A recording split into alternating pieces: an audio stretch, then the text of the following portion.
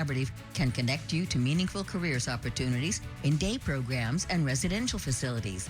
To learn more, please visit our job fair March 5th at the First Church of the Nazarene in Pasadena, or go to dspcollaborative.org, supported by LA County Regional Centers. Here are 3 reasons people keep coming back to Bob's. 1, everyday low prices, no matter when you shop. It's value without compromise for every room in your home. 2, more for less. It's not just about saving money. You get furniture that does more.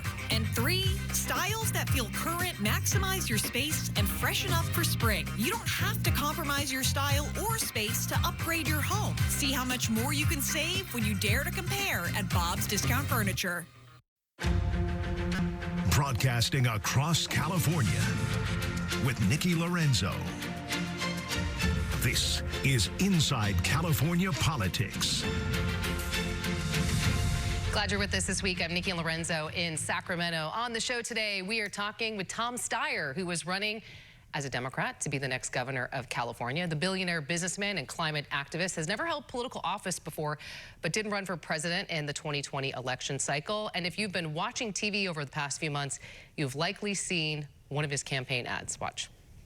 Sacramento politicians are afraid to change up this system. I'm not.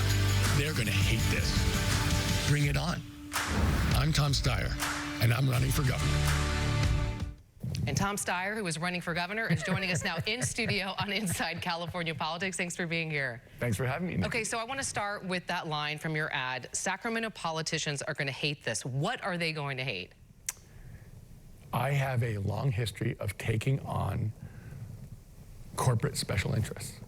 And I've been willing to do it when the legislature and politicians haven't been able to do it. I mean, the first time I took on the oil companies in 2010 and beat them. I took on out-of-state corporations in 2012 who were jimmying with our state taxes and beat them. I took on the tobacco companies in 2016 and beat them. And every time I raised billions of dollars for California to healthcare, to education, without charging Californians a penny. And the reason I could do that is I don't owe anyone anything. Yes, you're self-funding. Oil companies have a lot of money. Tobacco companies have a lot of money, and a lot of lobbyists and PACs. Out-of-state corporations, the same.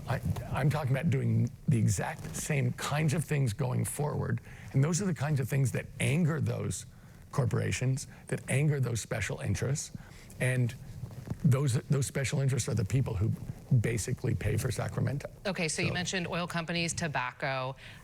What about unions? Because that is one special interest that a lot of people who are outsiders, some within the Democratic Party, say have too much control in the Capitol building. What's your stance on that? Well, let me take a step back and answer your question, Nikki. So there was well, first of all, California is the richest state in the United States. We also have the highest degree of poverty in the United States and the most inequality. And there was a story this morning in the Wall Street Journal, so not exactly a left-wing, newspaper, that described what's happened since 1980, so over the last 45 years. In 1980, corporations had made 6% of the income out of the whole U.S. income, all the income to the United States. In 2025, they made 12%. It doubled.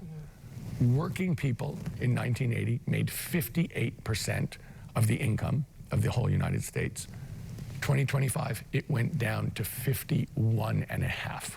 One of them doubled, one of them went down 12%, the same amount. What we've seen, you're saying unions have too much power.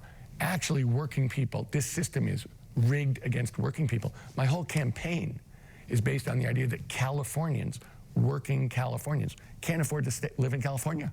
But if unions have a lot of power in the Capitol building, and let's say they're representing workers and everyday people, then why is that outcome? Well, and that's what I'm saying is I'm very much on the side of working people. I am very much. You will say no to the unions if it doesn't match up well. I believe that we need the unions to represent working people. Okay. I believe that working people have been, I mean, look at those numbers. Those are incredible numbers.